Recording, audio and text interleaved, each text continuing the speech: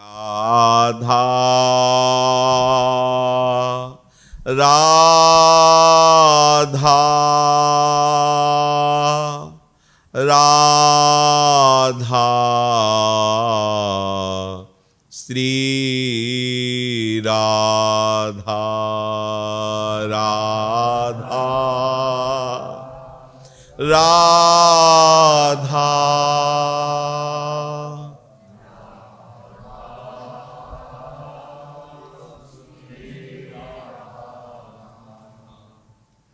सच्चिदानंद रूपाय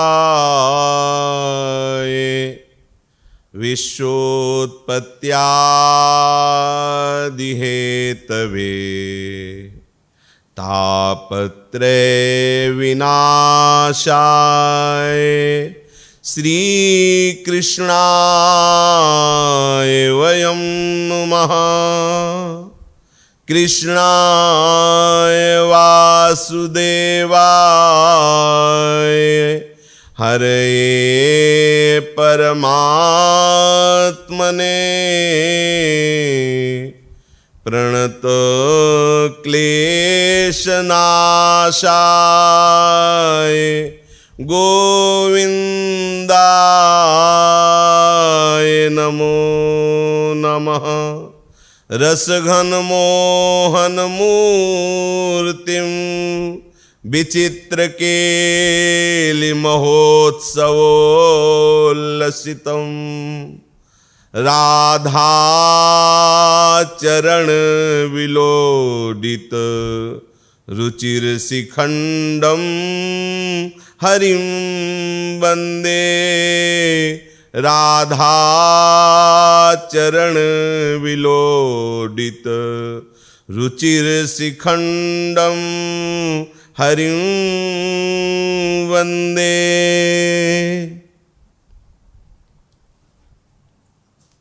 प्रभु के पावन लीला चरित्रों के कथन श्रवण की ऐसी महिमा है। शास्त्र की बातें कंठस्थ करके दूसरों को उपदेश कर लेना या और अन्य साधनों के द्वारा कई प्रकार की सिद्धियां प्राप्त कर लेना, पर इन तीन पर विजय प्राप्त करना बहुत कठिन होता है। कंचन पर, कामिनी पर और कीर्ति पर। जहां उपासक थोड़ा बढ़ता है तो उसको ये सब प्रलोभन आकर्षित करते हैं, उसे रोकते हैं। या तो कामिनी का आकर्षण उसे रोक देता है, या कंचन का आकर्षण रोक देता है, या फिर मान सम्मान यश कीर्ति। लेकिन जो भगवत लीला चरित्र का कथन श्रवण करते हैं उनके हृदय में ऐसा विशुद्ध भगवत प्रसाद स्वरूप ज्ञान और उसी ज्ञान से शुद्ध वैराग्य और उसी ज्ञान वैराग्य से विशुद्ध प्रेम, ज्ञान वैराग्य और विशुद्ध प्रेम प्रदान करने वाली जो लीला कथा का निरंतर कथन श्रवण पान करते हैं, ऐसी सामर्थ्य फिर इन माया की इन तीन जो प्रबल आकर्षण है, पुत्र ऐषणा, वित्त ऐषणा, लोक ऐषणा, इनकी इतनी सामर्थ्य नहीं कि उसे रोक सके, उसके परमार्थ पथ को रोक सके।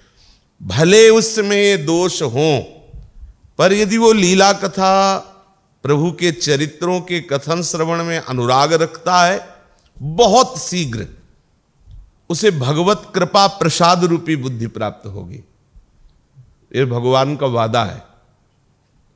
मच्चित्ता मदगत प्राणा बोधयंता परस्परम कथयन्ति च माम नित्यम तुष्यन्ति च रमन्ति च तेषाम सतत युक्तानाम भजताम प्रीतिपूर्वकम तो ददामि बुद्धि योगम तम ये न माम उपयांति ते।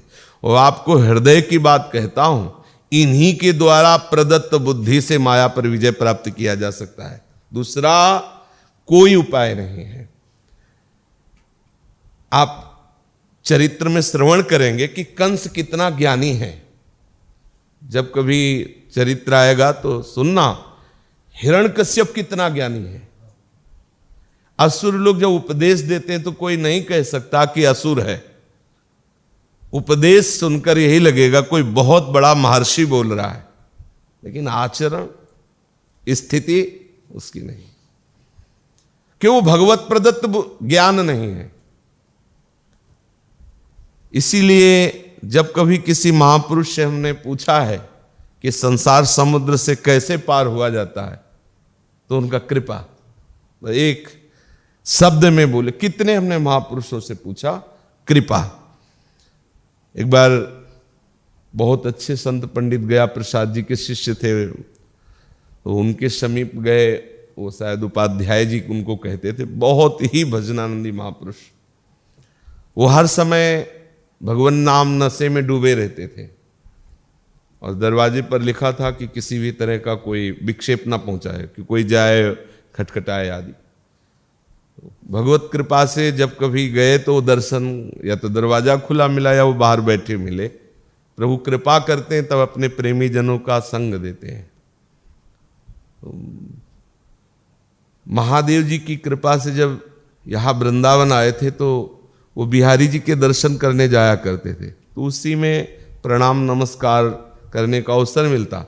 धीरे धीरे परिचय जब, तो उनसे हमने पूछा कि मुझे जैसा अनुभव हो रहा है कि आपकी सदैव भगवदाकार स्थिति रहती है,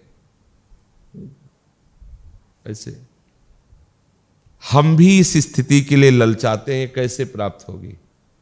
काफी देर के बाद उन्होंने, जैसे कोई अलसाया हुआ या कोई बहुत ही मादक वस्तु पिए हुए फिर बोले, उनका कृपा, बस इतना बोले और ऐसे ग्रीवा हिलक गई। फिर आधा घंटा तक हम रहे हो ऐसे भी नहीं किए, बस ऐसी स्थिति थी। एक बीच में तो 40 दिन दरवाजा ही नहीं खोले थे, वो बंद अंदर 40 दिन तक। तब ये हुआ कि मर गए क्या, पधार गए क्या, तो खिड़की तोड़ करके, झरोखा तोड़ करके देखा गया तो बैठे ही थे, पानी में पपड़ी पर गई थी। कृपा, ये जो भगवत कृपा है, ये दैन्य के हृदय में उदय होती है, और दैन्य जो अपने में संपूर्णतया असमर्थता का अनुभव करता है उसमें उदय होता है। अपने में असमर्थता का पूर्ण अनुभव उसे ही होता है जो शरणागत होता है।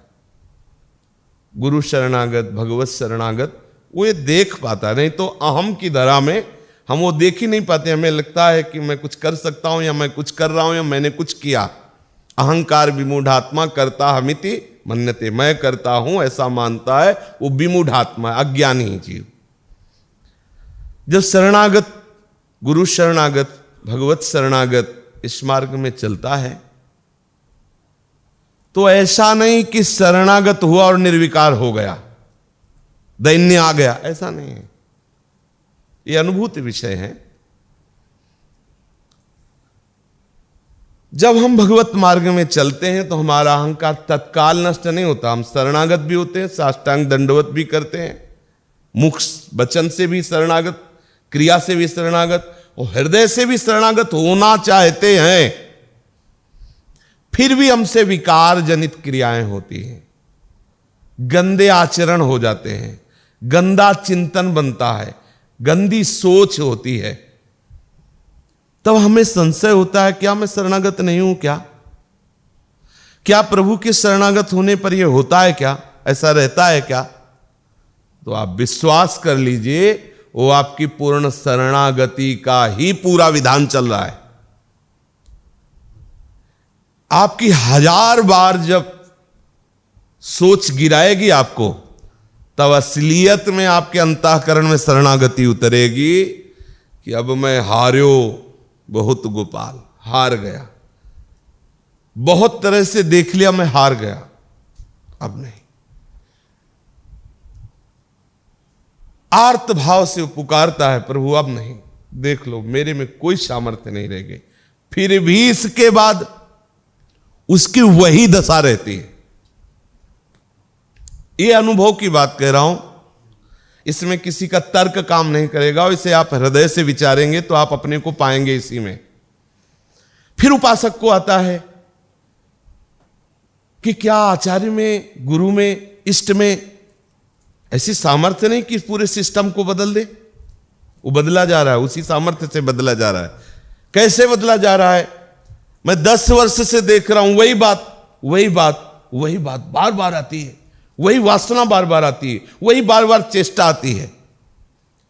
तो आप विश्वास कर लेना, यदि आप भगवत प्राप्ति का लक्ष्य दृढ़ किए हैं और प्रभु की शरण में हैं, तो जैसे एक व्यक्ति 1 लाख मैसेज एक ही बात के करे, समझना, और उसमें एक एक आपको डिलीट करना हो तो 1 लाख बार वही बात आएगी ना। अब वो मैसेज जब आएगा वो आप पढ़ोगे, यदि आप डेट नहीं देख पाए तो आपको क्या लगेगा? मतलब इतनी देर से डिलीट कर रहा हूं, बार बार वही बात, मतलब डिलीट नहीं हो रहा क्या? नहीं, डिलीट हो रहा है। 1 लाख मैसेज हैं, समझ रहे ना। यदि आपको तारीख पता है, सिस्टम डिलीट कर रहा है, आपको यह पता है, तो आप धैर्य पूर्वक डिलीट करते रहेंगे। बस ठीक ऐसे ही अंतःकरण का विषय है। अनंत जन्मों से वही काम, वही क्रोध, वही लोभ, वही मोह अपना विस्तार करते रहे हैं। बहुत मैसेज हैं, बहुत।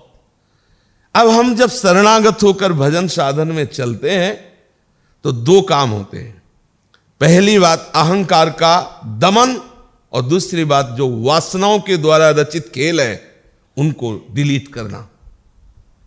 अहंकार का दमन करने के लिए मैं कुछ कर सकता हूं, इस बात से आपको मिटिया मेट कर दिया जाएगा, क्योंकि प्रेम मार्ग है।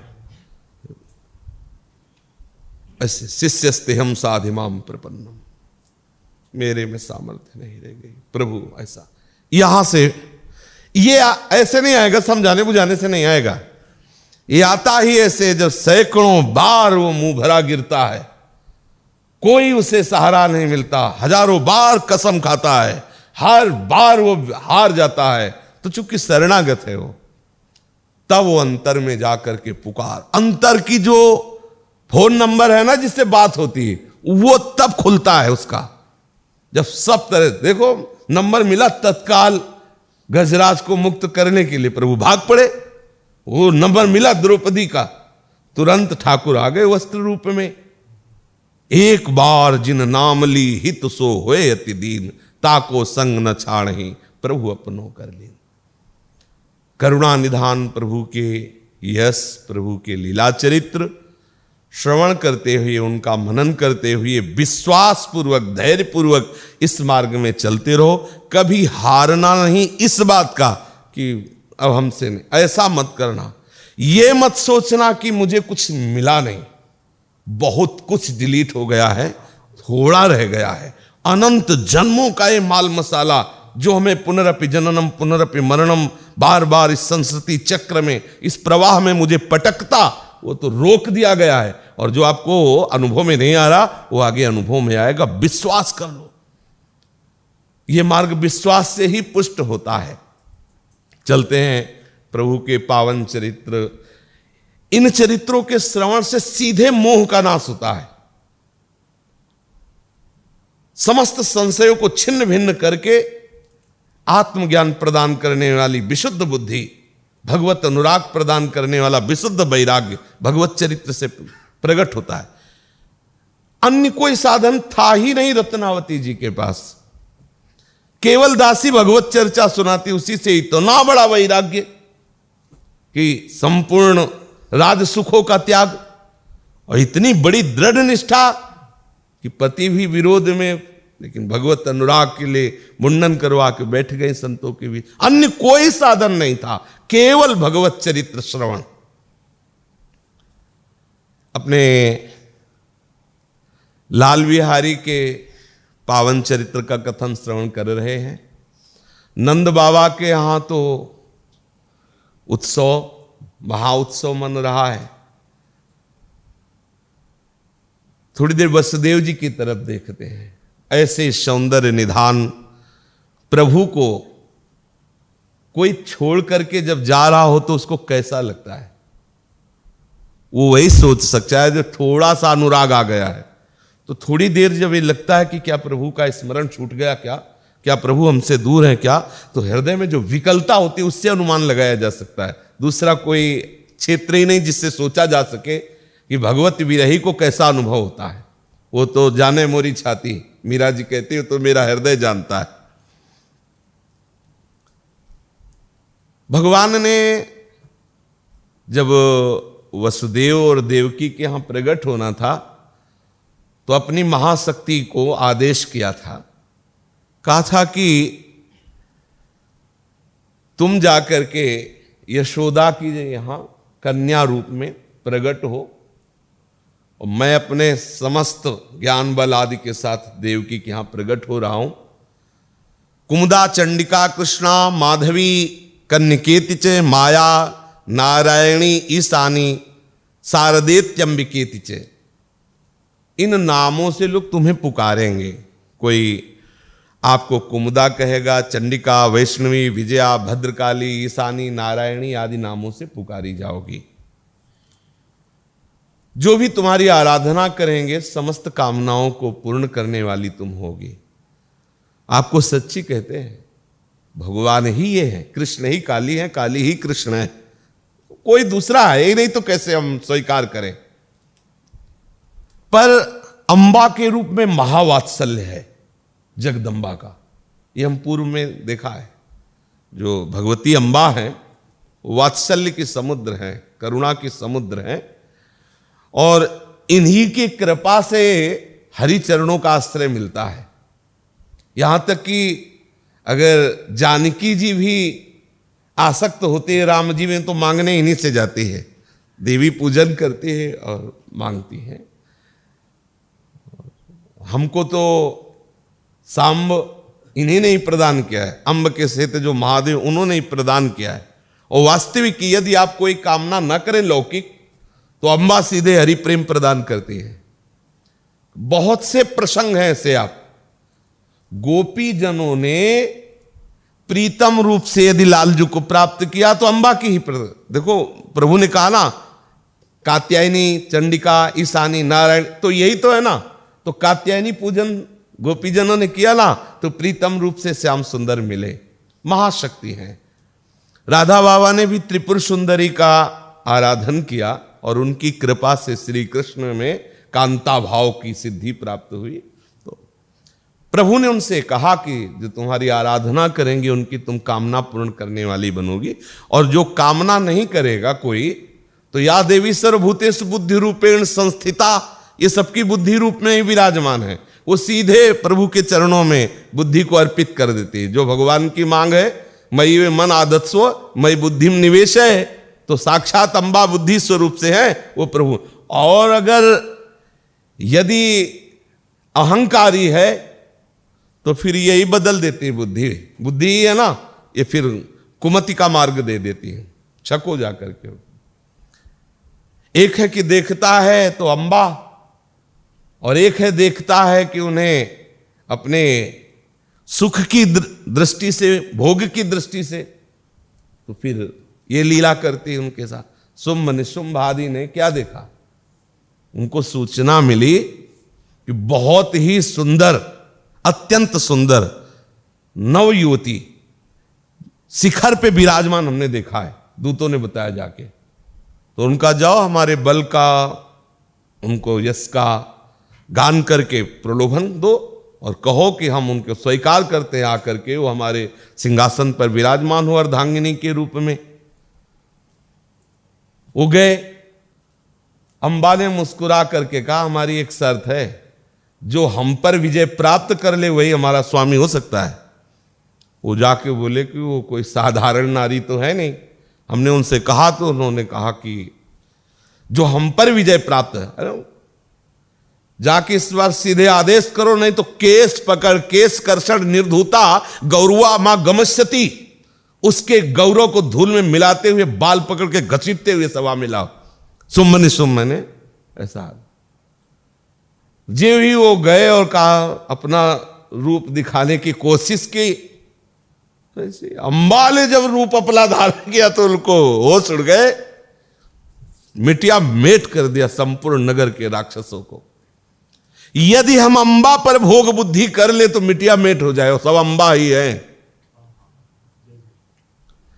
जितनी भी ये सब अंबा ही हैं। जननी सम जानो पर नारी, सनातन धर्म के सिद्धांत के अनुसार, और अपने तो सबसे चरी है श्री जी की सखिया।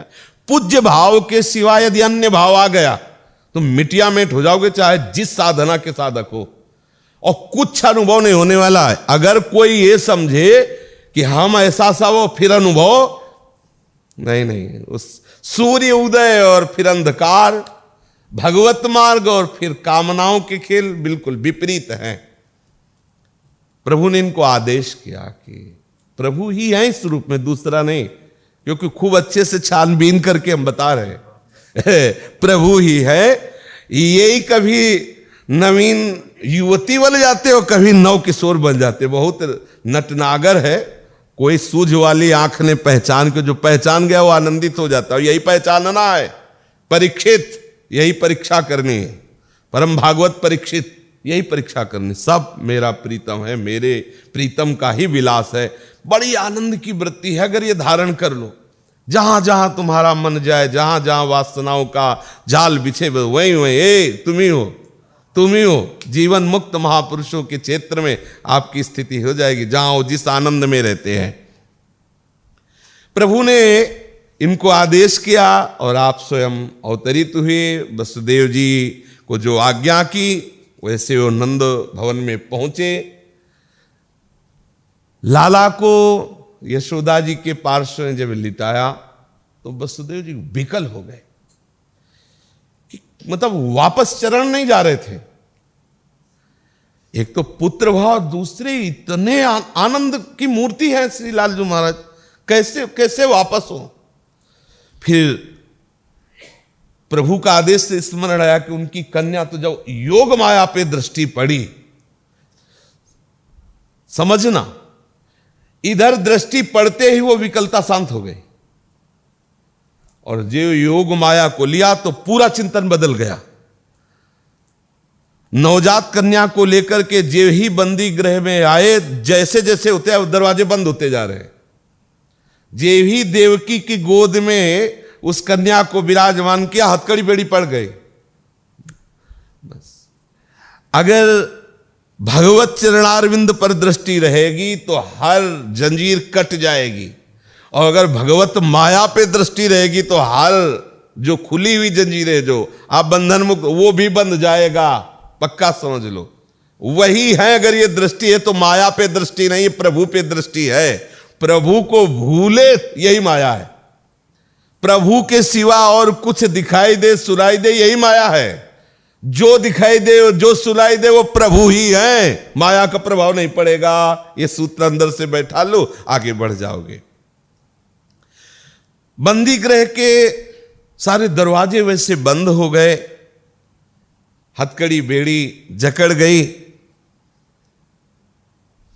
और रोना शुरू कर दिया योग माया जी, जो कन्या के रूप में आई है। पहरेदारों को चेतना हुई। पहरेदार जो ही कि कोई संतान हुई है, बहुत सख्त आदेश कंस का था। भागते हुए द्वारपाल कंस के पास गए, कहा महाराज आवाज आ रही है अंदर से, कोई नवजात शिशु प्रकट हुआ है। कंस घबरा गया, इतना सुनते ही घबरा, क्योंकि अब ये आखिरी था, इसी से उसकी मृत्यु थी। घबरा गया, खड़ा हुआ, शीघ्रता के कारण फिर गिर गया महाबलवान कंस। फिर संभला और सूतिका गृह की ओर झपटा। वो सोचकर बार बार विकल हो रहा था कि इस बार तो मेरा काल जन्मा है। बाल बिखरे हुए, रास्ते में कई बार लड़खड़ा करके गिरा, फिर सावधान हुआ, बंदी गृह में पहुंचा, दरवाजे खोले गए। देवकी जी की गोद में देखा भगवती अम्बा कन्या रूप से विराजमान है। बहुत ही आवेश में उसने चरण पकड़ा, देवकी जी लिपट गई और दुख से व्याकुल होकर के कहा कि भैया आप हमें बहुत प्यार करते हैं, मुझे पता है। देखो अभी तो ये नवजात कन्या है,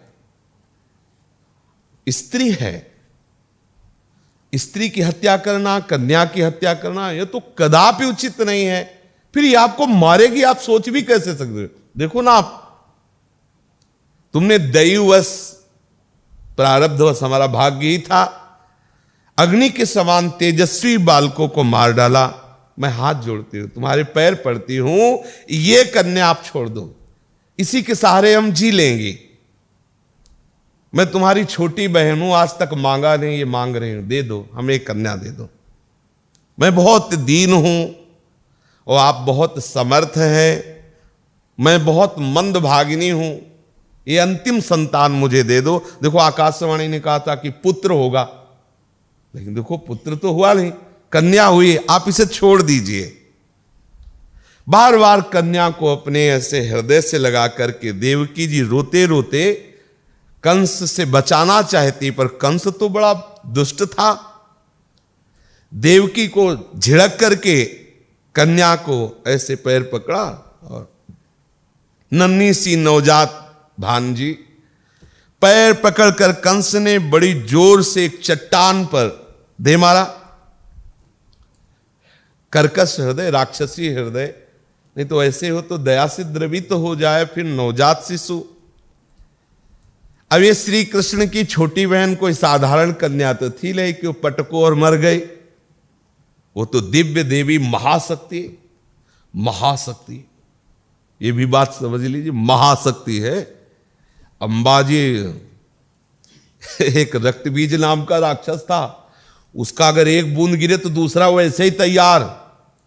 तो जैसे गर्दन कटी तो लाखों रक्त बीज, उनकी लाखों कटी तो अरबों रक्त बीज। किसी की बुद्धि ही काम नहीं कर रही थी कि कैसे अंबा ने रूप रखा काली का। योजनो लंबी जिभ्या, योजन माने होता है ना 4 कोस, लंबी जिभ्या और विशाल खप्पर और खड्ग, बूंद गिरने की जरूरत नहीं है, ऐसे जीभे में लपेट के खत्म किए। अंबा को ऐसे थोड़ी, बड़े बड़े दैत्यों को, और यहां तक कि जब आवेश में आई तो भगवान शिव को चरणों में लौटना पड़ा, तब वो उनका चिंतन बदला और उस आवेश उनका शांत हुआ। अभी कोई साधारण तो है नहीं। हाथ से छूटी और दिव्य सृगंबरा लेप रत्नाभरण भूषिता धनु शूले सुचरमासी शंख चक्र गदाधरा सिद्ध चारण गंधर्वैरप्सरा किन्नरोर गई है उपाहर तोरि बल भी स्तूय माने दम ब्रवीत। हाथ से छूट गई और आकाश में विराजमान हुई। देखा कि दिव्य माला वस्त्र चंदन मणिमया भूषण से विभूषित, धनुष त्रिशूल बाण ढाल तलवार शंख चक्र गदा सब धारण किए हुए 8 आयुध, बड़े बड़े सिद्ध चारण गंधर्व अप्सरा किन्नर देवता नागगण सब स्तुति कर रहे। अंबा दिखाई दी, आकाश में विराजमान है। उस समय देवी ने कहा, अरे मूर्ख, तो मुझे मारना चाहता है, क्या मिलेगा तेरे को? इस चेष्टा से क्या मिलेगा? तू मार भी नहीं सकता, अब तो आकाश में विराजमान है, अंबा है। और जो तेरे मारने वाला है वो तो पैदा हो चुका है, अपनी जगह पहुंच चुका है। अब तू निर्दोष बालकों की हत्या मत कर, तेरा मारने वाला सुरक्षित है और वो पैदा हो चुका है। इतना कह करके भगवती अंबा अंतर्धान हो गई। देवी की बात सुनकर कंस को बड़ा आश्चर्य हुआ कि मतलब ऐसा क्या कि आकाशवाणी भी मिथ्या होती है? देवकी का 8वां गर्भ तो पुत्र होना चाहिए था, और यहां से कहीं और भेज नहीं सकते, क्योंकि हथकड़ी बेड़ी और इतना सब प्रभु का रास्ते जल्दी थोड़ी कोई समझ पाता है। उसकी बुद्धि काम नहीं करी, उसने सोचा मेरे से गलती हो गई, आकाशवाणी के चक्कर में आकर के हमने बहुत बड़ा अपराध किया, देवकी वसुदेव को इतना दुख दिया, कारागार में उनकी संतान को मारा। अब वो आकर के चरणों में गिरा, देवकी वसुदेव जी के, उनकी हथकड़ी बेड़ियां छोड़ी और हाथ जोड़कर कहा, मेरी प्यारी बहन और बहनोई जी, मैं बहुत पापी हूं, राक्षस हूं, छोटे छोटे बच्चों को मार डाला। ये आकाशवाणी, देवता झूठ बोलते हैं, अब मेरी बात समझ में आ गई। ये प्रभु की आकाशवाणी नहीं थी, देवता लोग माया से आकाशवाणी किए, मुझे भ्रम में डाल दिए। मैंने उस आकाशवाणी के कहे अनुसार तुम्हारे बच्चों को मार डाला, मुझे बहुत दुख हो रहा है।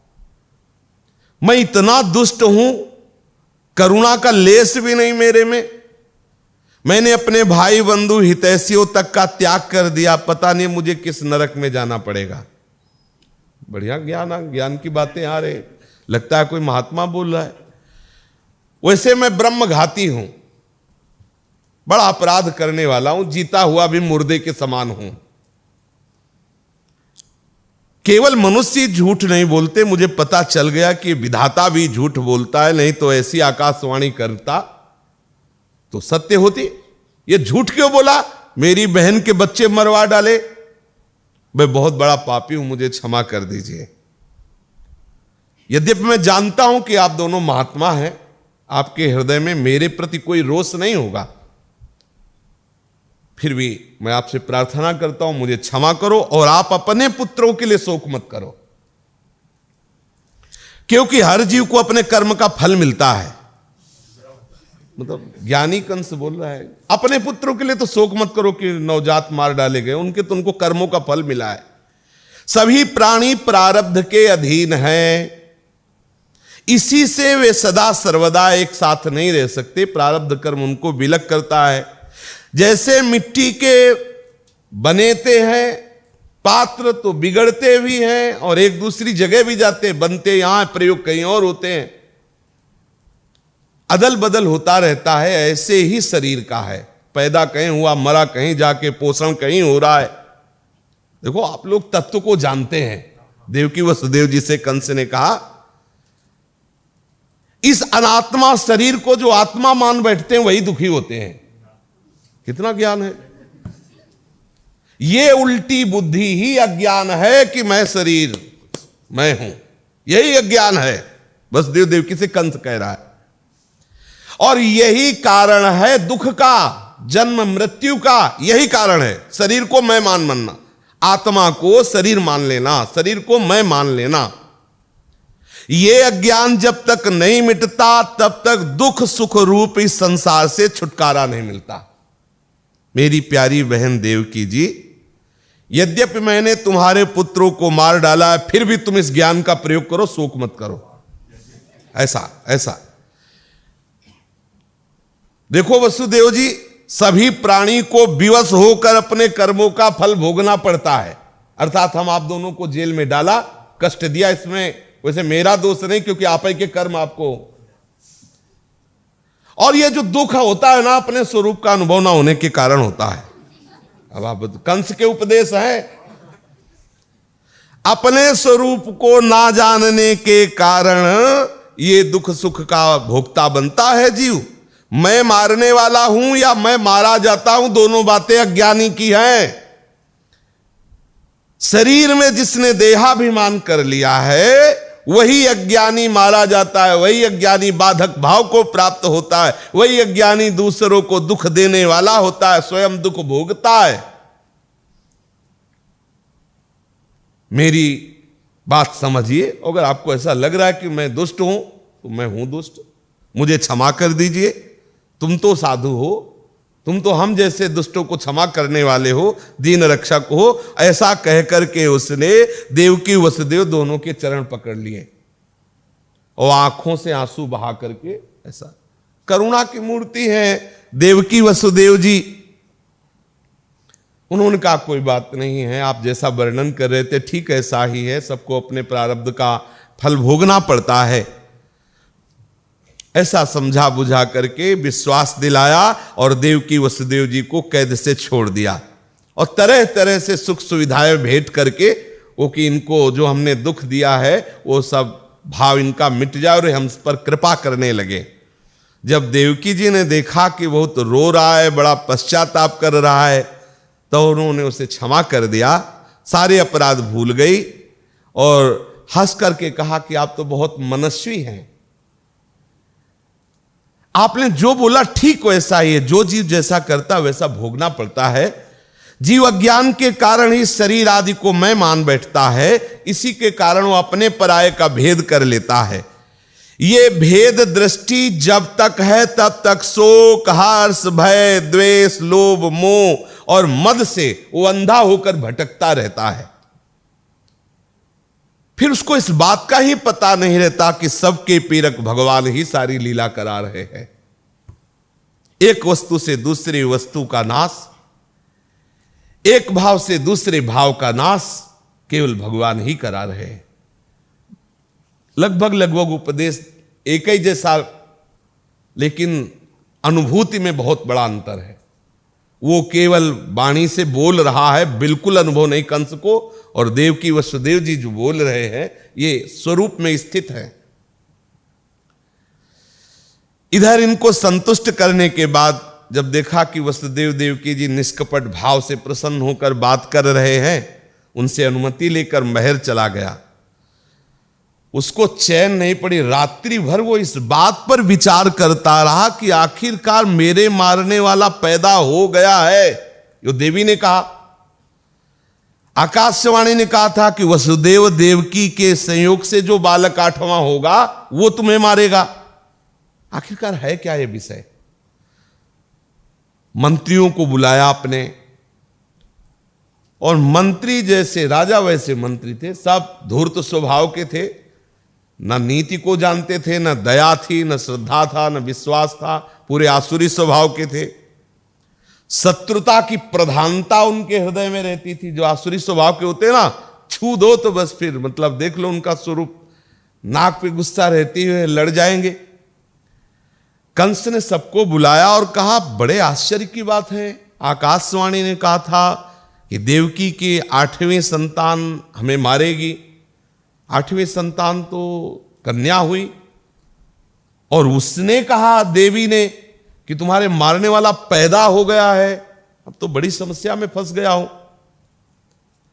तो जो मंत्री थे उन्होंने कहा, भोजराज, हम लोग जो सलाह दे रहे हैं उस पर ध्यान दीजिए। पहली बात तो आप निश्चिंत हो जाइए, आज से ब्रज 84 कोस में, छोटे छोटे गांव में, हीरों की बस्तियों में और जितने भी नगर हैं 84 कोस में, 10 दिन तक के बच्चे मरवा डालते हैं। पूरे 84 कोस में 10 दिन तक कहीं भी पैदा हुआ का मतलब ब्रज में ही तो है ना। तो आज से लेकर 10 दिन तक जितने बच्चे पैदा हुए हैं वो सब मरवा डालेंगे, आप चिंता न करो। ये हम आज से ही काम शुरू करते हैं। और आप देवताओं के लिए क्यों डरते हैं? हमने देखा है आपको और देवताओं के बल को।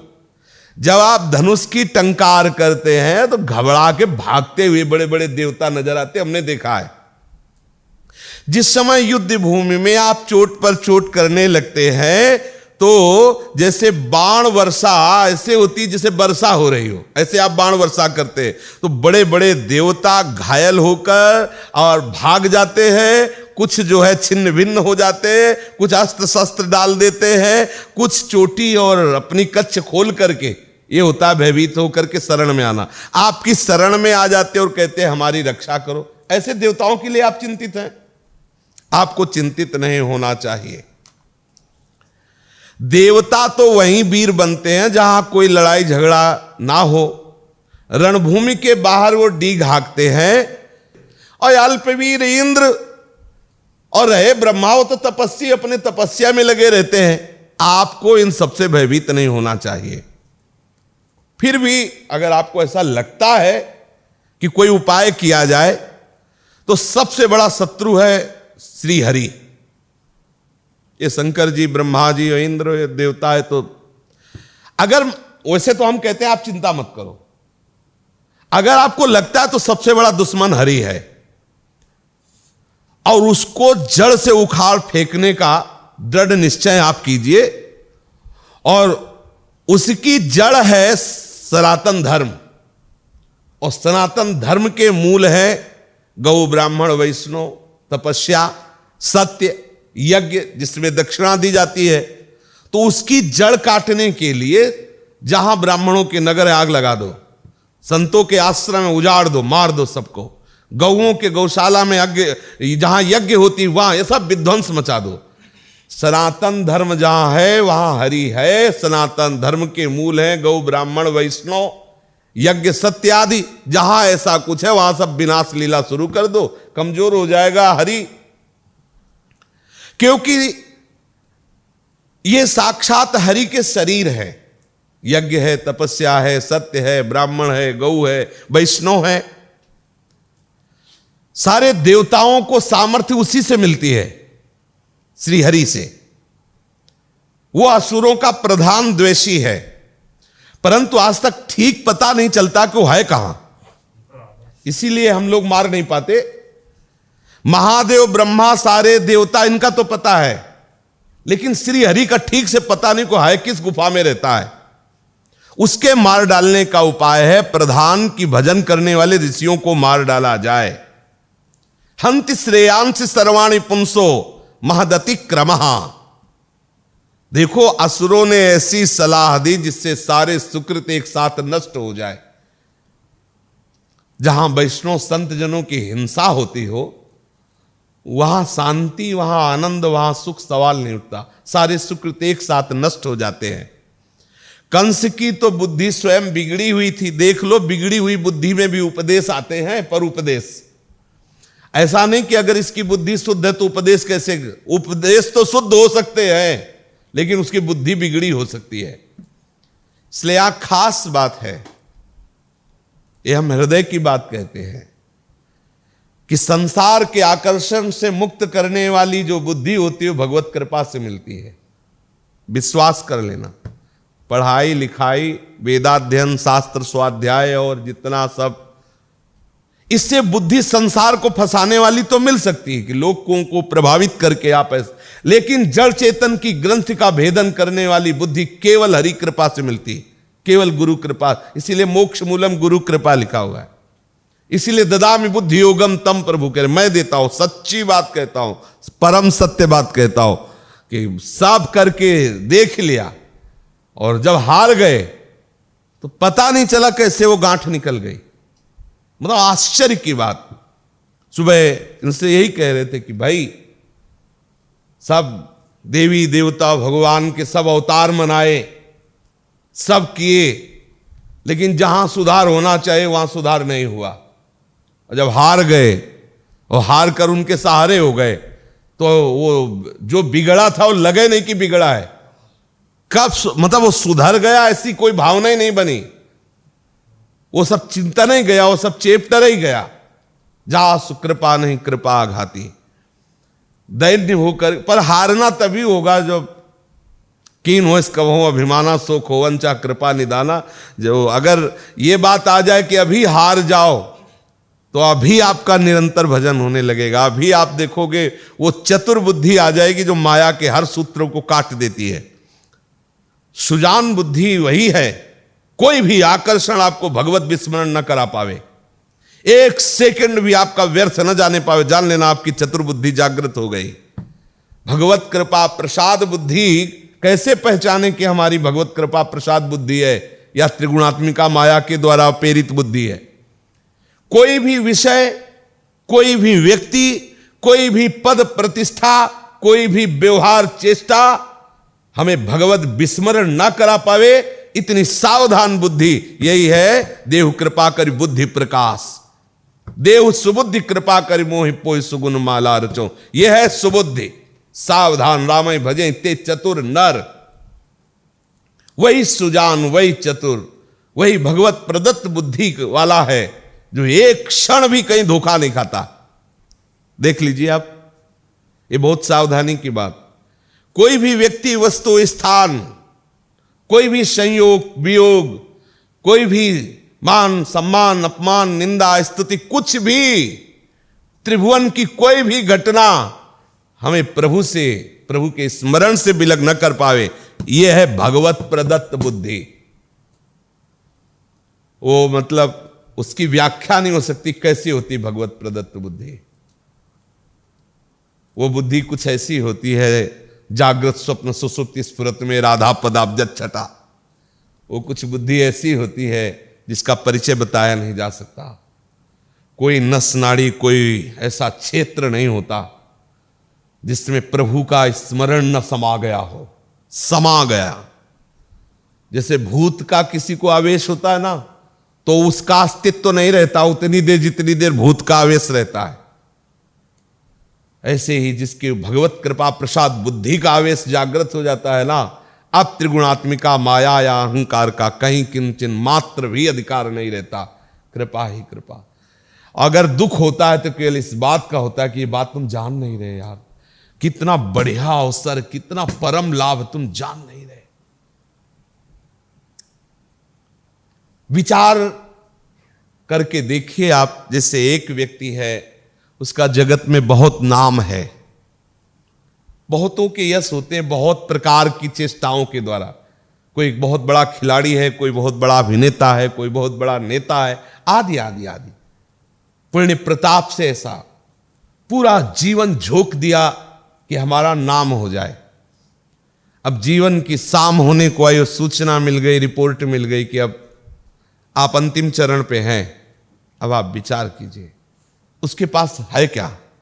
जो कमाया, जो उसको मिला, वो हर पल उसे जला रहा है। ये सब छूटेगा, यश छूटेगा, कीर्ति छूटेगी, वैभव छूटेगा, जो भी सब छूटेगा। और जहां जाना है वहां के लिए कुछ है नहीं। कितना धोखे में रहा, कितना खाली है वो, और कितना भयानक दुख है उसको कि अब कोई दवा काम नहीं करनी, अब अंतिम है, अंतिम स्थिति पे आप आ रहे।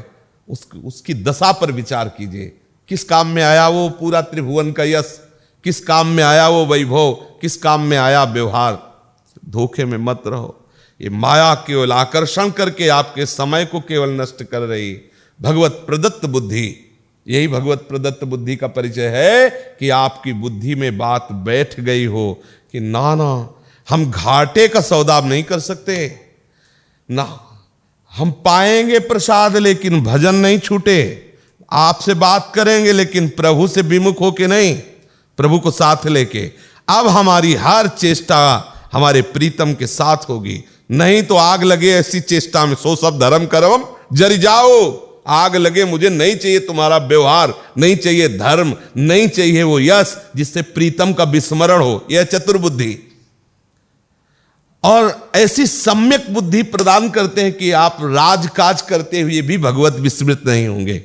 ये वो भगवत प्रदत्त बुद्धि में सामर्थ्य होती है। ये त्रिगुणात्मिका माया से युक्त बुद्धि में नहीं होती, भगवत प्रदत्त बुद्धि में होती है। कि संपूर्ण राजकाज को करते हुए, राजकाज इसलिए कहा कि बहुत बड़ा कार्य, जैसे भगवान की प्रदत्त बुद्धि अर्जुन को है तो कह रहे माम स्मर युद्ध च, युद्ध जैसा भयानक कार्य करते हुए भी मेरे स्मरण में रहना। भगवत प्रदत्त बुद्धि में इतनी सामर्थ्य होती है। भगवत प्रदत्त बुद्धि भगवत कृपा से होती है, और भगवत कृपा का साक्षात स्वरूप है भक्त संग, प्रेमी संग, रसिक संग। आपको यदि भक्तों का संग मिला है, भक्तों का सानिध्य मिला है, तो आपके ऊपर भगवत कृपा है। अब चूकिएगा नहीं, आप अपने समय को व्यर्थ मत कीजिएगा। बहुत बड़ी बात है, बस इतना पकड़ लीजिए आप। नहीं, ज्ञान बघारने, कंस भी ज्ञान बघार रहा भैया, बड़े बड़े असुर भी बड़ा शास्त्रों की बातें, खास बात नहीं। खास बात है आपकी बुद्धि की चतुरता। चतुरता इस बात का कि एक मिनट भी हम भगवत विमुख नहीं जिएंगे। हमारी हर चेष्टा भगवत सन्मुख होगी। हमारी चेष्टाएं, हमारी क्रियाएं जो होंगी वो प्रभु को लिए लिए होंगी। हमारी वाणी होगी उसमें प्रभु होंगे, हमारा चिंतन होगा उसमें प्रभु होंगे। प्रभु के बिना नहीं, अब नहीं, अब लो नशानी, अब ना। यही सबसे सब शास्त्रों का सारे, आपका एक भी मिनट व्यर्थ न जाए। आप फिर देख लेना, फिर देख लेना आपको कैसा आनंद मिलता। सच्ची मानो, कोई नशे में इतना नशा नहीं जितना हरिलाभ में नशा है। जब थोड़ी देर के लिए आप सोचो, आप किसी भयानक रोग से ग्रसित हो गए और आपको अकेले छोड़ दिया गया, आप श्री कृष्ण नाम में, राधा नाम में अपने चित्त को लगाइए, आप मांग करेंगे कि मुझे अकेले छोड़ दिया जाए। आपका मन ये कहेगा कि कोई हमसे बोले ना, कोई हमसे मिले ना। महारस की बात। इसलिए शेष चर्चा आगे। एक भी मिनट खाली मत रहिए, बस ये ध्यान दीजिए। चतुरता इसी में है कि प्रभु का भजन न छूटे, प्रभु का सुमिरन न छूटे, प्रभु का संबंध न छूटे। अगर ये है तो आप परिणाम देखना कितना अच्छा होगा। मगर सब झूठा है, सब व्यर्थ है। विचार करके देखो, सब व्यर्थ है यार। जब वो समय आता है ना कि अब गए, फिर लगता है क्या हमारे पास। उस समय जो घबराहट होती है, उस समय जो अनाश्रित जीवन होता है, और उनसे पूछो जिन्होंने जीवन में प्रभु का आश्रय लिया है, मुस्कुराते हुए जाते हैं।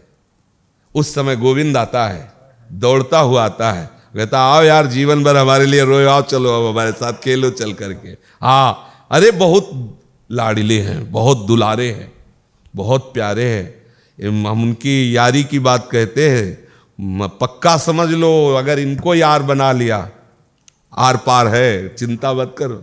हाँ, हमारी लाडली जो अत्यंत आसक्त चित्त है इन पे, नंद के लाल हरे ओ मन मोर, लाडली जो कह रही है। बिल्कुल, यार बनाओ तो इनको बनाया, प्यार करो तो इनसे प्यार करो। जिनकी प्राणाराध्य श्री लाडली जो है, लाडली जी के प्राणाराध्य है, इनसे प्यार करो। लाडली जी से प्यार आप स्वयं नहीं कर सकते, यही कराते हैं। अंदर की बात बताता हूं, जिस पर श्री कृष्ण कृपा नहीं, वो गोरे चरणारविंद तक नहीं पहुंच सकता। आप अपनी बुद्धि को देख लीजिए, इतना सब होने पर गोरे चरणारविंद की ठसक और आसक्ति इन्हीं से आएगी। लाल रंगीलो गाइए ताते प्रीति रंगीली पाइए, क्योंकि लालजू के हृदय का आनंद धन श्री लाडली जो है, बहुत प्यार करने वाले लालजू हैं। बाया ऐसी धूल फेंकती है कि ये बात समझ में ना, कहाँ प्यार करते हैं, मुझे जला रहे हैं ऐसा। अरे चुप रहो यार, वो जला नहीं रहे, वो सब जंग हटा रहे हैं। और वो ऐसे मिलेंगे आके पूछो मत, मतलब अब आगे कुछ शब्द नहीं रहता। बलिहारी है, पता नहीं किसकी बलिहारी करूं, यही लगता है कि किसकी बलिहारी करूं कि ये मिल गए। अगर ऐसे यार से परिचय न होता तो धिक्कार हो जाता जीवन। मतलब कैसे, अगर गुरुजनों की कृपा ना होती, प्रभु की कृपा हमें घेरे ना होती, तो इनसे प्यार की बात ही ना आती। और इनसे प्यार करते करते न जाने कितने बीच में विघ्न आते हैं, वो सब ऐसे पार होते। तभी बस एक ही शब्द रहता, कृपा कृपा। इतनी बड़ी चढ़ाई उनकी कृपा से चढ़ गए, उनकी कृपा से बात। प्रभु के सिवा मेरा कोई नहीं, प्रभु के सिवा मुझे कुछ नहीं चाहिए, इतनी बात ला ली।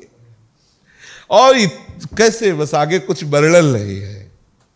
जब किसी से किसी को प्यार हो और वो मिला ना हो, फिर उसको देखो कैसे जीता है। जरा संसार में देखो वो कैसे जीता है। वो उसी गली की तरफ देखता रहता है जिधर से उसका प्यारा आने की संभावना होती है। अगर कोई उससे बात करो, कहते जाओ यार हमसे बात मत करो। बोले क्यों बात, चलो। उसको उसकी याद में डूबने में अच्छा लगता है, या तो उसकी बात करने लगे कि तो ठीक ऐसे ही हमारा जीवन होना चाहिए। हम पंथ निहारते रहे वृंदावन की गलियों में, किधर से मेरा गोविंद आ रहा, मेरा प्रीतम आ रहा, किधर से मेरे राधा वल्लभ ला रहा है। अगर बात है तो कोई प्रीतम की बात करे नहीं, भले प्रेम नहीं है लेकिन प्रेम का नाटक करते हैं। हम उन्हीं के लिए बैठते हैं, उन्हीं के लिए रोते हैं। और जब वास्तविक आ जाएगा ना, तो इन आंखों में वो समा जाता है। वो आता जाता नहीं है कि बोले आए प्रीतम चले गए, तो भाव दशा होती है। वो समा जाता है, वो रोम रोम में समा जाता है। कैसे तुम्हें बताए, वो समा जाता है। कैसी रात बीतती है, कैसे दिन बीतते हैं उसके, जिसके ये यार होते हैं, जिसके ये प्यार होते हैं। और काहे के लिए जीवन है, इनसे बस चुप रहो, कुछ बोलो मत। अंदर ही अंदर जो हो रहा है बुरा भला उनको समर्पित करते रहो। बस इतना बैठालते रहो, मुझे कुछ नहीं चाहिए, मेरा कोई नहीं है, बस। जय ही जय, विजय ही विजय। श्री राधा वल्लभ लाल की।